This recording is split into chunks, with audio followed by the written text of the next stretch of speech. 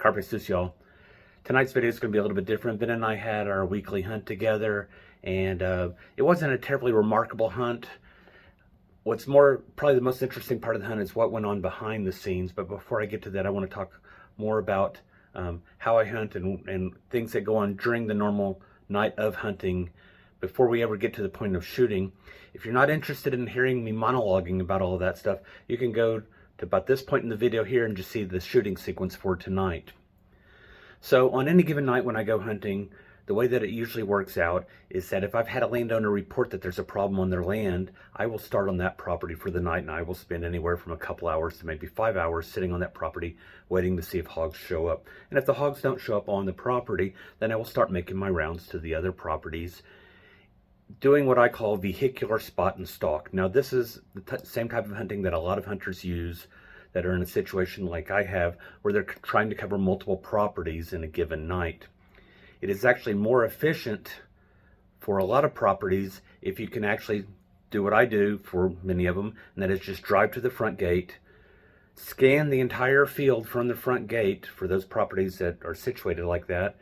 If there are hogs there, we've spotted them, we'll do our stalk, and then we'll go and shoot the hogs. And if not, then we'll move on to the next property.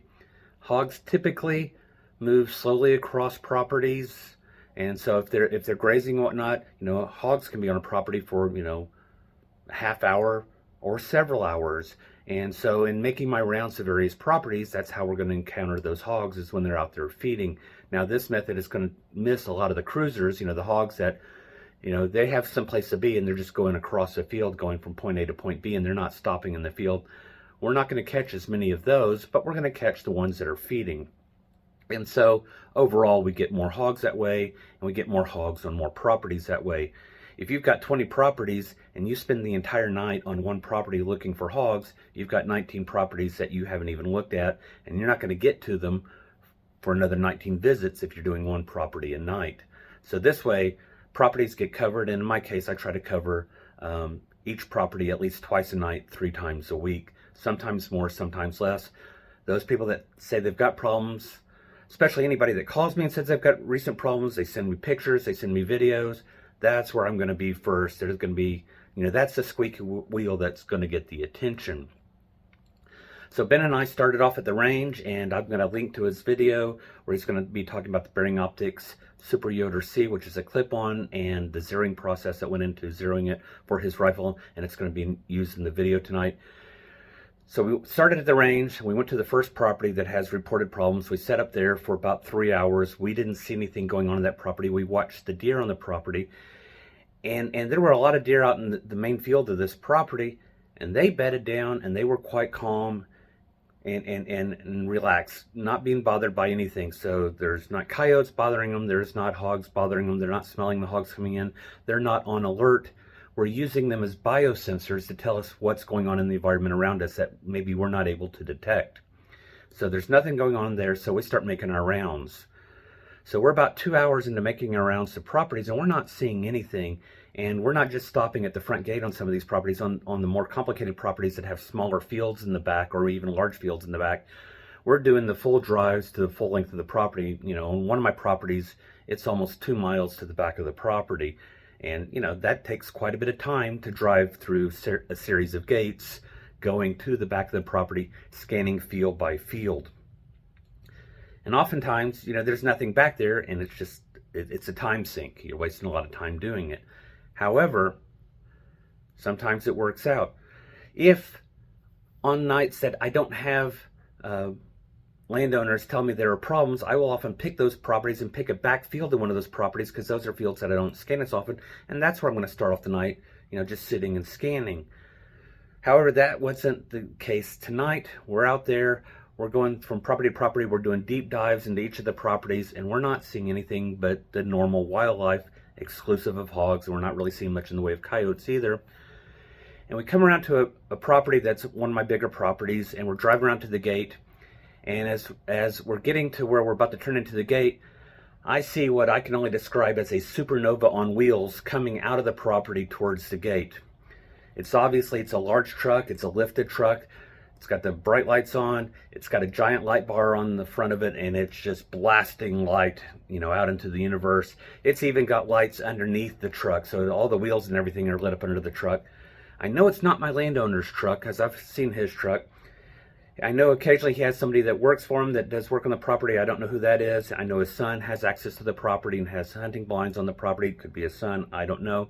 But I figure with the truck lit up like that, it's not going to be some sort of meth head or some sort of, poacher trying to be clandestine going across a property. This is somebody that's, letting themselves be known, and they're keeping an eye out, with the bright lights, looking for wildlife and whatnot. And as it turns out, I go to open the gate for the truck coming out, because we're thinking about going in, and the guy from the truck opens his door and yells down to me, "Are you the guy that comes in here?"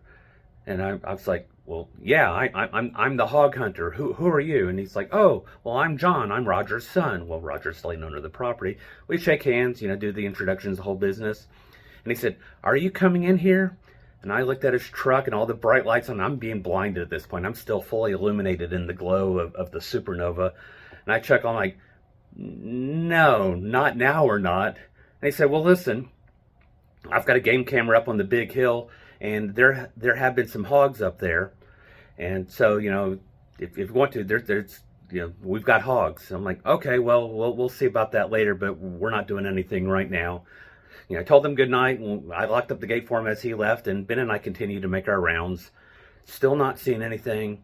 And about an hour and a half later, we returned to the property. We slow creep into the property to the big hill, which is about a mile and a quarter back to where we get to where we are on the big hill, and we see the hogs.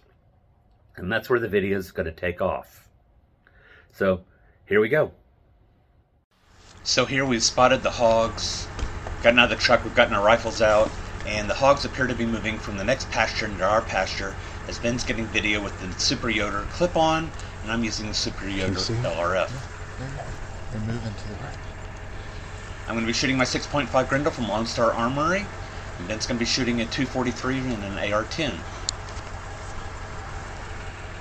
I'm going to be shooting some Spear TNT bullets loaded by Druid Hill Armory in the Sterling Brass, and Ben is shooting some Hornet SST hand loads that he's done himself. And my rifle's going to be mounted on a man-belly tripod. You still see them? Nope. They're behind the bush. So you can hear the engine of the truck running in the background. We've just gotten out of the truck. If the engine isn't bothering them at this point, we're not going to turn off the engine to alert them to some sort of change in the environment. We're just going to let it run. And we're expecting them to bust through the fence about now.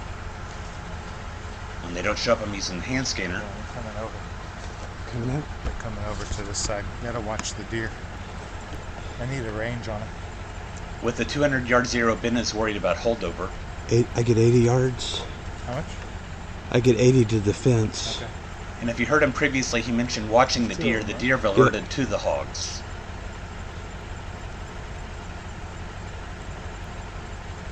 Let's move up and to the right. I told that to Ben. I don't realize that he's moving. I don't hear him move, and it's super dark outside, and I don't see him move. You'll have the one on the right side. 76 yards. So I'm talking to myself. We can shoot through the fence. At this point, I realize Ben isn't there. I can't see him at all.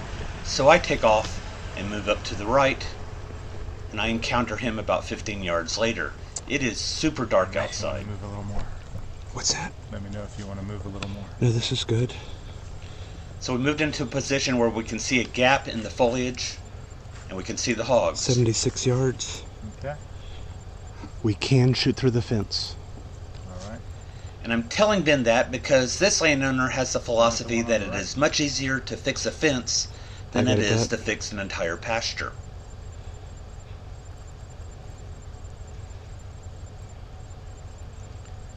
So we're not shooting at this point because all I can see is a hog's butt.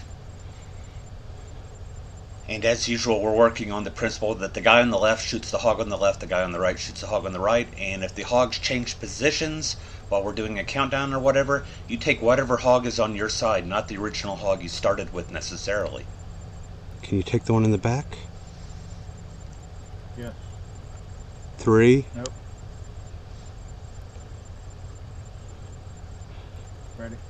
3, 2, 1. His hog goes down. Mine is shot in the face below the brain, unfortunately, and it takes off.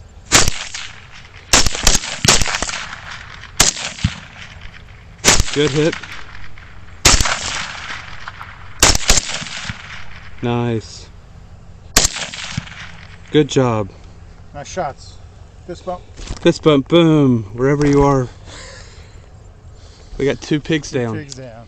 Safe? Safe. Ben's boar came in at 190 pounds using the Hearth girth measurement to estimate the weight. The entry was on the left side, crossed over to the right side, probably hitting the spine in the process, and exiting after about 10 inches. My hog came in at 170 pounds, and it was shot all over. We have 1 shot in the muzzle, we have 2 shots on the shoulder. Got a shot through and through that's near the back end, and 1 at the belly level. On the other side, we've got the through and through shot. We've got a 6th shot coming in at the butt, and we have a 7th shot that grazed along the side. Brass Catcher by Tactical Brass Recovery. We did not do necropsies, instead we just did bullet recovery, and as you can see, we recovered 3 of Ben's 243 bullets, the SSTs, and 2 of my 90 grain TNT bullets, and 90 grain TNT bullets were highly fragmented, and the specimens that you see there are commingled. Here I've added in the retained weight of the bullets. As you can see, Ben's 243 SST bullets actually retained some of their weight. They did lose quite a bit, but they retained, a third to a half of it, whereas the TNT bullets pretty much just come completely apart and you only find tiny fragments for the most part.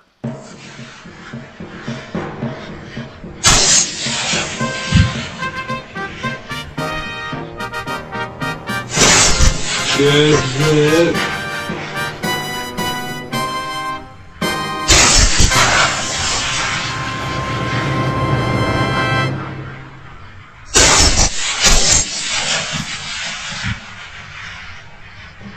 Nice.